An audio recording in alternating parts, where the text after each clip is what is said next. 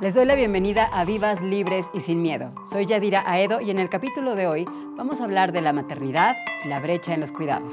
Comenzamos. Hoy me levanto otro día siendo mujer. Ya no voy a correr porque juntas vamos a vencer. Vivas, no quiero, libres sin miedo. Vivas, no quiero, libres sin miedo. Vivas, no quiero, libres sin miedo.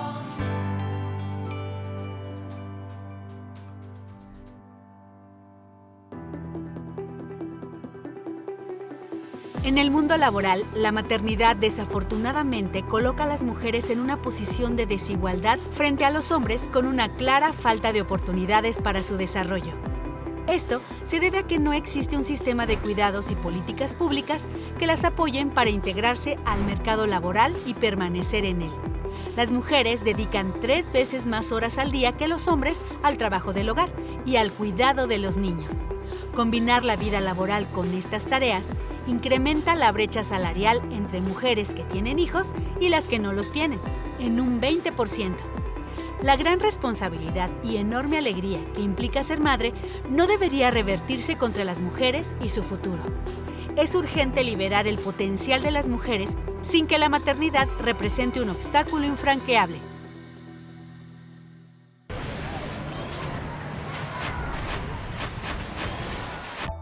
Hoy en Vivas, Libres y Sin Miedo nos visita Yarit Alvarado, asesora en materia legislativa del Senado de la República, 65 Legislatura y Dula. Yarit, muchas gracias por estar aquí. Me gustaría que nos contaras qué papel juega la equidad en la maternidad. Primero que nada, muchas gracias por el espacio. Es súper importante hablar de estos temas y no podríamos empezar a hablar de la equidad en la maternidad sin hacer o ver un preámbulo de cómo están las cosas en México desde el aspecto de estadísticas hasta el aspecto legislativo.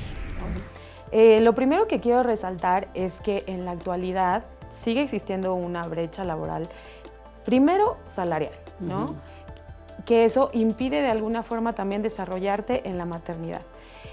Posteriormente se viene un evento muy importante en esta brecha que existe entre hombres y mujeres, que es justamente la maternidad.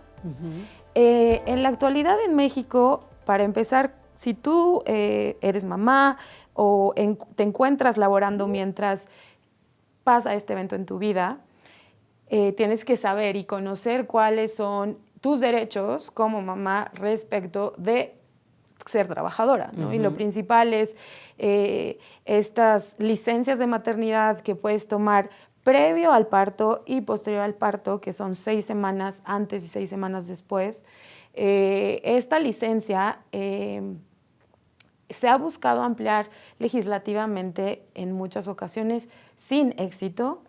A veces las mujeres optan por hacerlo posterior al parto o antes del parto. Como juntar sus días, ¿no? Lo más posible para que sea después y estés con el bebé. Y aquí viene uno de los principales problemas al que nos enfrentamos, ¿no? El primero es quienes ya son mamás, seamos realistas, 12 semanas previas o posteriores, es decir, que se junten o sean separadas como lo prevé la ley, son suficientes para poder atravesar todo este evento tan grande que implica parir de la forma en la que elija parir, que eso tendría que ser una realidad, ¿no?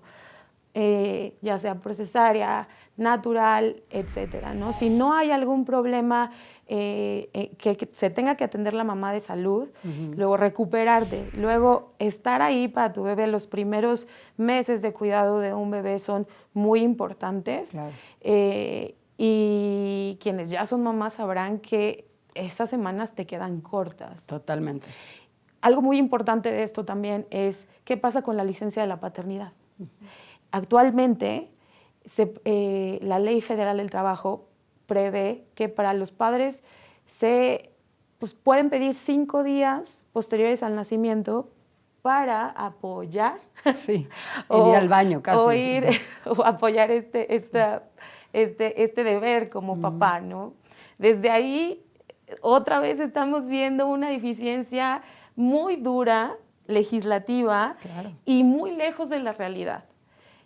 Por una parte, ¿cómo puede un papá tener su rol activo como papá en 5 días? Totalmente. En 5 días, un recién nacido que lo primero se aspira a que obviamente el recién nacido no tenga ningún problema de salud, pero ¿qué pasa cuando es un recién nacido que está en cuidados intensivos? ¿O qué pasa cuando la mamá está en cuidados intensivos?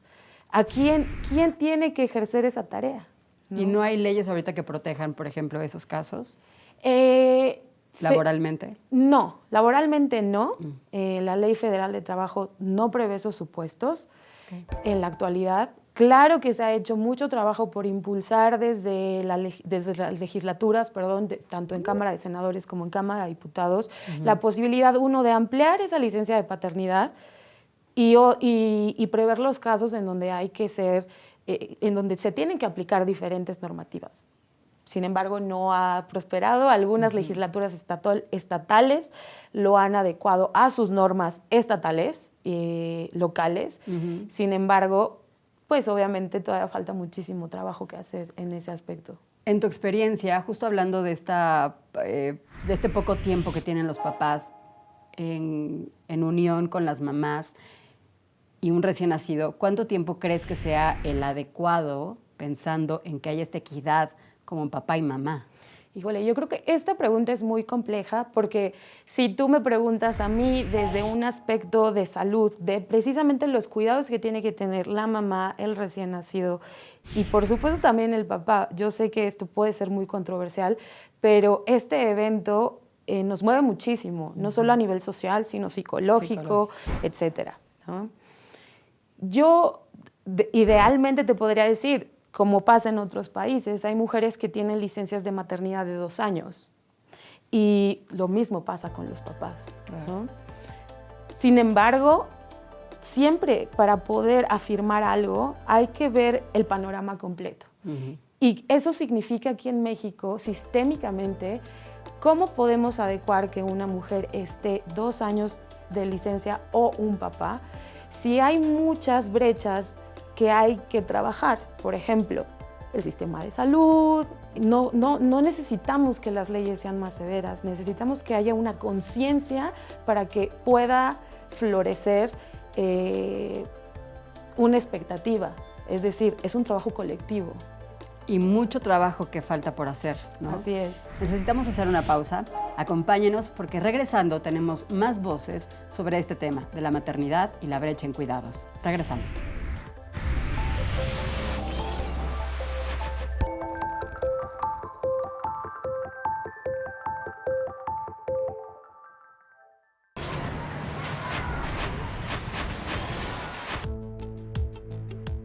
En el trabajo no remunerado, cuidado de personas y quehaceres del hogar, las mujeres destinan 47.8 horas, el equivalente a una jornada laboral completa, mientras que los hombres solo destinan 24 horas, equivalente a media jornada laboral. Esto provoca que la brecha salarial entre hombres y mujeres se incremente. Vivas, libres y sin miedo. Hacemos una pausa y regresamos. Ya regresamos. Vivas, libres y sin miedo.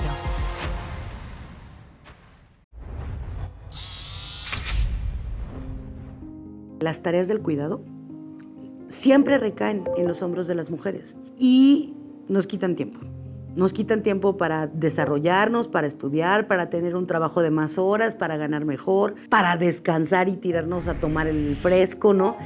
¿Por qué las tareas del cuidado son de las mujeres? Alguien nos contó el cuento de que era porque las mujeres son las que más quieren y porque es una tarea del amor de las madres y las abuelitas y no sé qué. Si vamos a una revisión histórica, no me atrevería a decir si bíblica, ¿no? Si nos vamos a todas estas referencias, siempre se ha identificado el papel de las mujeres como cuidadoras. Además, como si fuera algo natural, ¿no? Nos han enseñado a lo largo de la historia, a lo largo de las construcciones culturales, que las mujeres estamos conectadas al cuidado. Pero cuando piensas que las mujeres también trabajan porque también necesitan dinero, porque a las familias no les alcanza a veces con un salario, o a veces no existe otro salario porque hay un montón de familias lideradas, encabezadas por mujeres, las mujeres tienen que estar en el mundo laboral, tienen que conseguir dinero para mantener a los hijos, tienen que volver y tienen que ver, limpiar la casa, limpiar la ropa, cuidar a los niños, ver que hicieron la tarea, bañarles, preparar todo para mañana llevarlos a la escuela. ¿Por qué? Hay una atribución de quien cuida, va llevando algunas cadenas. ¿A qué me refiero con algunas cadenas? Es difícil decir soy libre cuando las responsabilidades te atan a las necesidades de otras personas.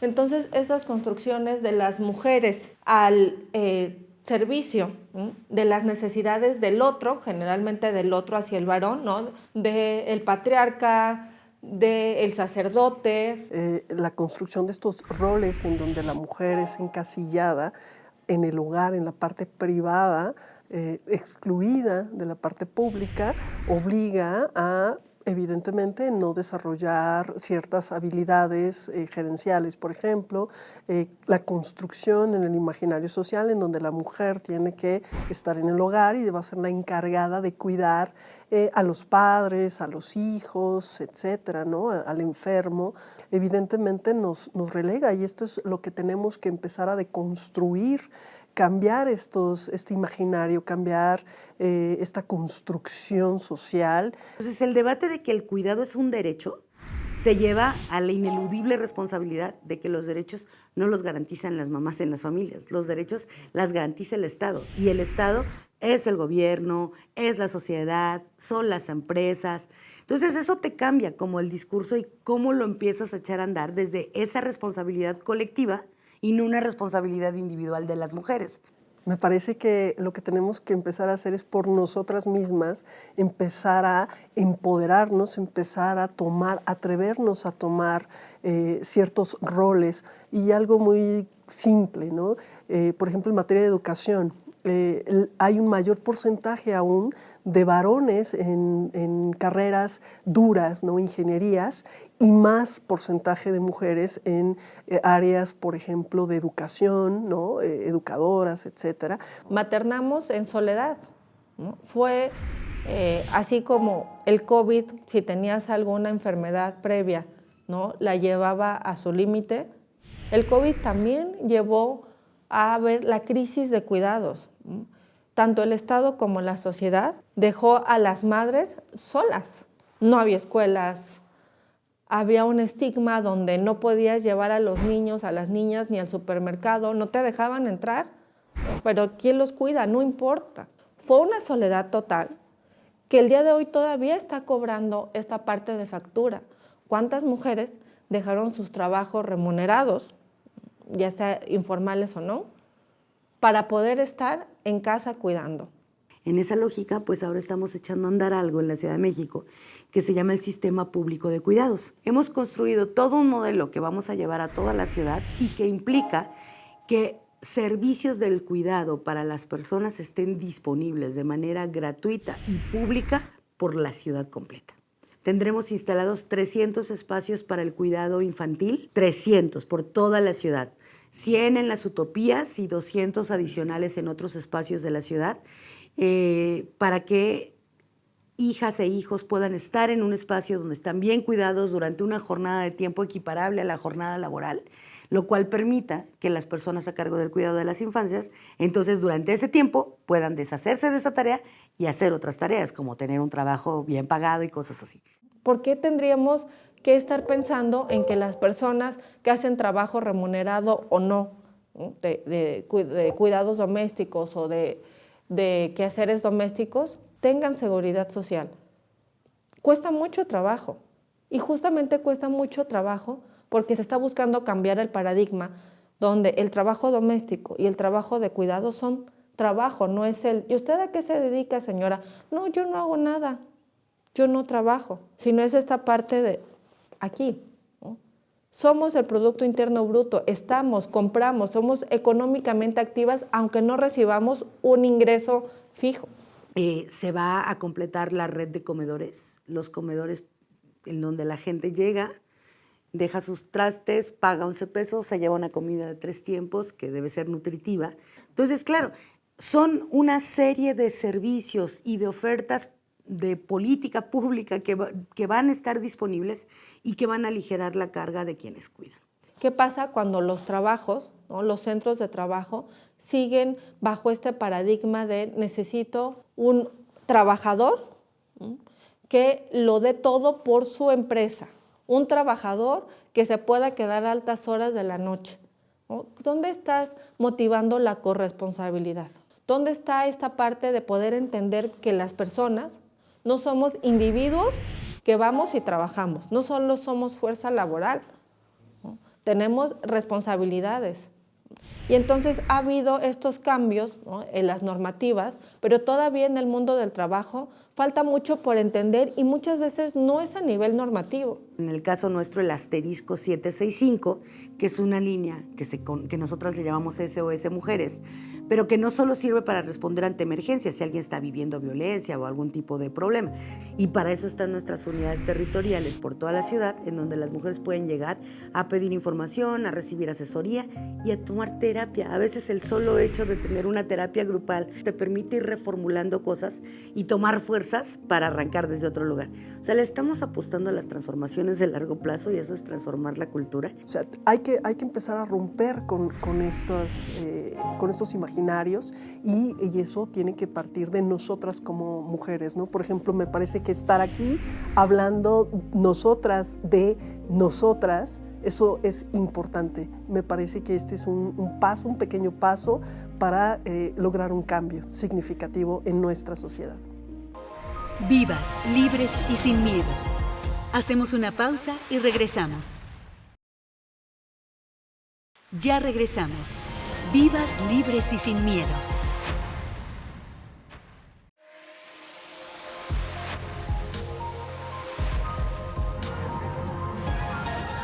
Feminismo en la red. No me callaré. En este corto, Raquel nos relata la situación de violencia que vivió en su noviazgo con Jorge, alzando la voz e invitando a todas las mujeres que viven sumergidas en la violencia a actuar y no quedarse calladas. Hay mujeres que estamos dispuestas a luchar por ti, porque hoy yo he decidido que no me callaré.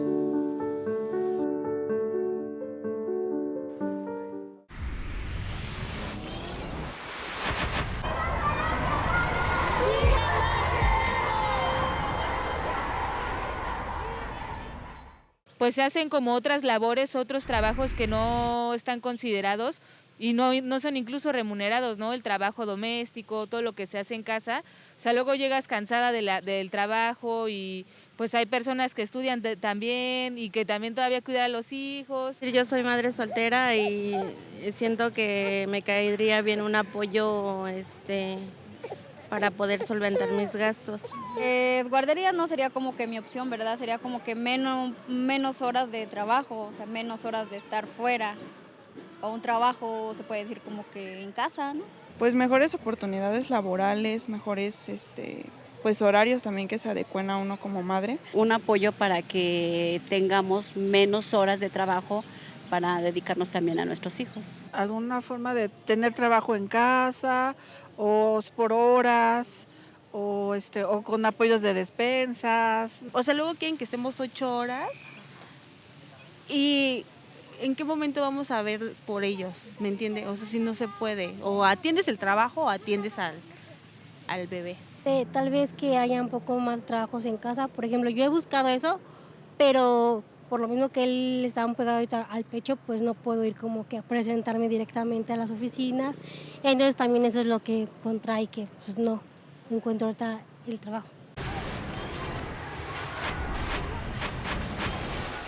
Y ya regresamos para seguir platicando con Yarit sobre esta equidad que debería existir entre los papás y las mamás en torno a la maternidad. Pues echándole un ojito ya a lo legislativo que les contaba, desde las leyes hay una desigualdad enorme. Equidad no sé si existe realmente. Definitivamente se ha avanzado muchísimo en el tema, pero hay algo que tomar en cuenta muy importante y es no solamente se ve un tema radiografiando las obligaciones que tiene el gobierno, ¿no? De todo esto que sabemos. Pero saber cómo está un país desde el aspecto social, y eso dice muchísimo, que las leyes laborales sean tan diferentes una de la otra respecto a la maternidad y la paternidad, habla muchísimo de qué está pasando en la sociedad. ¿No? Desde el lado en que se tiene todavía esta idea que los papás ayudan, cuando nada hay más lejos de la realidad que cuando se tiene que maternar necesitamos 2 personas, ¿no? Como sea que formen una familia. Hay muchos casos también en que a la mamá le toca criar sola cuando el padre no está presente por diversas razones, pero también hay otros casos en que papá y mamá están presentes y aún así la carga de la crianza y de muchos aspectos en casa se inclina más a la mamá. Y eso también en qué se traduce, en que hay una sobrecarga del trabajo como mamá, y además muchas de esas mamás que trabajan, se espera en los trabajos también que pareciera que no tuvieran hijos, ¿no? Hay una responsabilidad muy grande, y creo que eso es un grave problema que tenemos en el país, que tiene que ser una responsabilidad colectiva, seas mamá o no. Que tiene que haber una sensibilización y un trabajo enorme de redefinir no tanto los roles de género, sino lo que necesita un niño o un menor de edad, porque también de eso depende qué va a pasar el día de mañana en el país. Eso se va a reflejar en las estadísticas, incluso de violencia, de grados académicos, de empleo. Y entonces es ahí donde nos damos cuenta que este tema y muchos más tiene que tener un trabajo enorme de esfuerzo. Porque además eso, la responsabilidad de las mamás, pues eso, sigue siendo casi que solamente de las mamás, ¿no? Y me gustaría también aquí que nos ayudes a visibilizar un poco lo que vive una mujer en esta parte, en esta etapa de la maternidad, porque a veces creo que no se nota todo lo que hay. No, y sobre todo cuando tú no eres mamá o no sabes qué es pasar por eso, como que no estás tanto con el tema, piensas que es normal y no debería de ser así. Una de las cosas que más vive una mamá en el ambiente laboral es discriminación. Porque obviamente decide ser mamá, todavía existen afuera muchas personas, patrones en específico, que ven una negatividad sobre, ok, ya va a ser mamá, va a pasar mamá, es una carga, porque dice, híjole, tengo que pagar un salario, porque las leyes me lo exigen, y sobre todo, por ejemplo, híjole, es que yo siento que ya no va a rendir esta persona, y tanto alrededor de esto que se centra al final del día en la mamá, tienes que desarrollarte profesionalmente, quienes tienen la posibilidad, por supuesto, porque hay mamás trabajadoras que viven diferentes tipos de opresión, ¿no? Digamos, y quiero hacer hincapié en esto, las trabajadoras del hogar, que son mamás, por ejemplo, quienes se dedican a cuidar los hijos de otras mamás, para que otras mamás puedan ir a trabajar. No los de ellas. Y hay algo aquí que también es súper importante desde un lado feminista y desde cuestionarte, porque a veces uno puede reconocer todos los problemas que existen, pero también tiene que identificar si no está siendo parte de ese problema. Por ejemplo, mujeres que contratan a otras mujeres para precisamente desempeñar funciones que no pueden desempeñar porque tienen que trabajar, cuestionarte, ¿no estoy yo siendo como patrona alguien que esté violentando los derechos de otra mujer? Es decir, jornadas extensivas de trabajo, salarios poco realistas, no solamente por un tema de oferta y demanda, sino a veces muchas de estas mujeres también que trabajan no tienen otro apoyo económico, ¿no? O están criando solas también. Entonces, saber si tú no estás siendo parte de ese mismo sistema que está oprimiendo a través de tus acciones a otras mujeres. Y desde ahí yo siento que empezaría a florecer y a cambiar una realidad en esta parte de la maternidad. Para generar conciencia en todos y todas. Oye, ¿crees que ahora que tenemos una presidenta, esto pueda cambiar y sobre todo de manera más próxima? Definitivamente creo en la actualidad. Nuestra presidenta entró diciendo que ella llegaba y muchas llegaban. Y es muy inspirador, porque por supuesto, tener una mujer en el poder cambia el panorama de muchas cosas. Sin embargo, esto no significa, lo que decía anteriormente, que no se puedan seguir reproduciendo violencias, por ejemplo.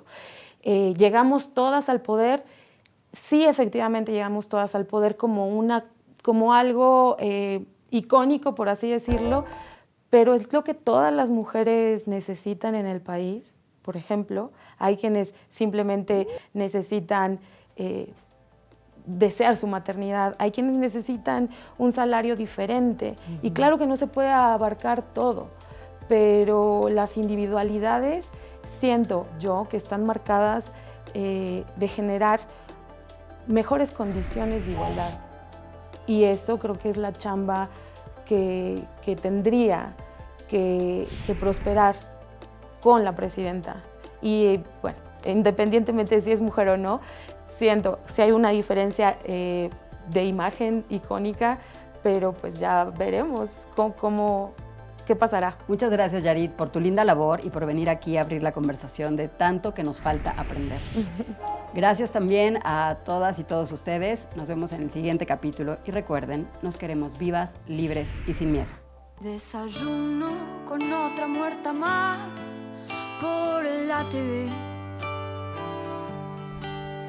que su pollera, que era fiestera, y su asesino que me voy de mi casa, quién sabe si podré volver.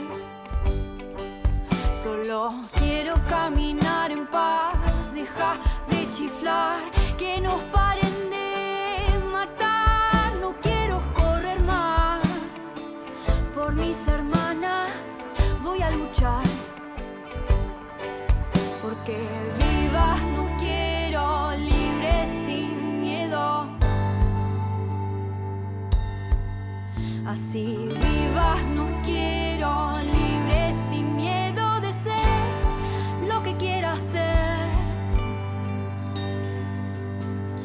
Vivas nos quiero, libres sin miedo.